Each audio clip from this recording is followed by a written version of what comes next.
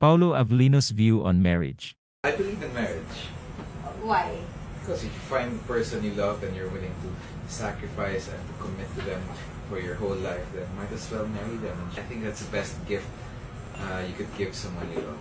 Hindi naman talaga maitatanggi ang pagiging karismatik ni Paulo Avellino at pagiging magaling na aktor niya, na siyang dahilan ng pagkakaroon niya ng maraming supporters. Sa gitna ng pagkakaroon niya ng real-life partner na si Janine Gutierrez, hindi naman siya nakaligtas sa tanong na ito ni Bea Alonzo kung ano ba ang views niya when it comes to marriage.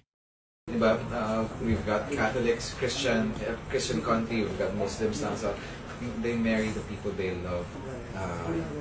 Narito naman ang naisagot ni Paulo. I believe in marriage, because if you do believe in love and you sacrifice, and you commit to them for your whole life, and I think that's the best gift you could give to someone you love. Then might as well marry them. I think that's the best gift you could give someone you love.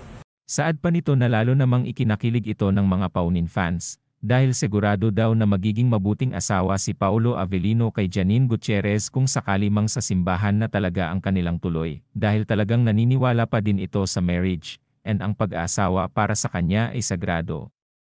Sobrang busy naman ngayon ni Paulo sa trabaho, at shooting ng Filipino adaptation ng What's Wrong with Secretary Kim, na pagbibidahan kasama si Kim Chiu. Marami na din ang nag-aabang sa dramang ito, and for the meantime ay nag-i-enjoy muna ang Kim Pao fans sa mga shared scenes nilang dalawa.